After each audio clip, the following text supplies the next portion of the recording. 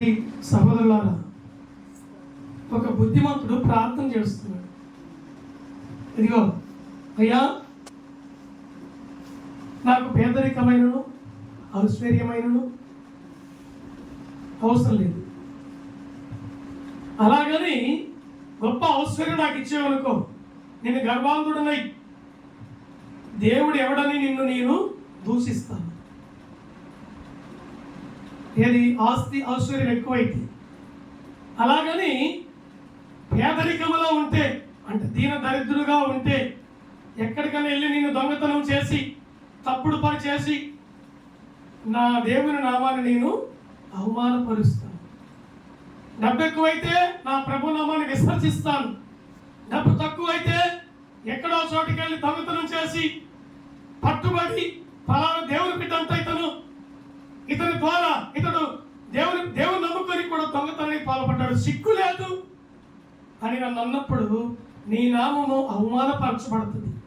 అలాగని పేదరికం నాకు వద్దు. ఏమని గమనిస్తున్నారు నా మాటలు? అలాగని పేదరికం నాకు వద్దు, కనుక ఉన్నత స్థితి నాకు వద్దు, పేదరికము నాకు వద్దు, తగుమోయినంగా నన్ను దీవించమని బుద్ధిమంతుడు ప్రార్థన చేస్తున్నాడు.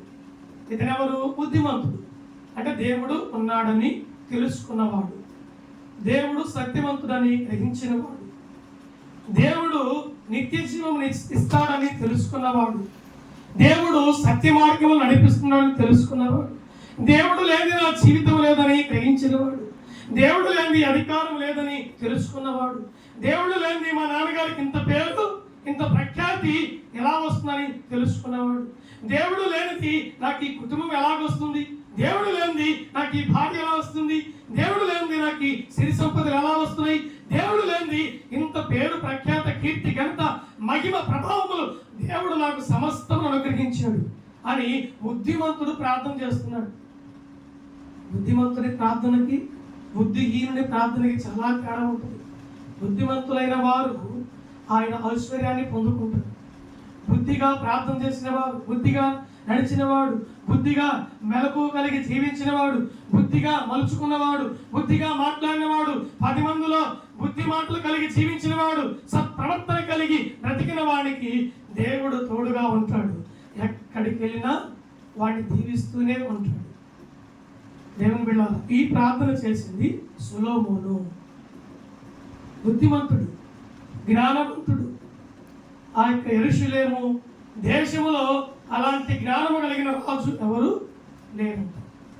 ఆ చుట్టూ ప్రాంతాల్లో దేశాలు అనేకం ఉన్నాయి.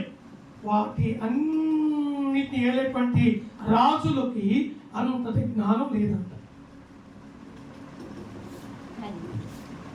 ఎవరిని గమనిస్తున్నారు నా మాటలు? అలాంటి జ్ఞానము ఆ పరిపాలన చేసే రాజులకి లేదు. కనుక దేవుని బిడ్డలారా, మనము బుద్ధిహీనమైన మాటలు ఎప్పుడు దేవుని గురించి మాట్లాడకూడదు.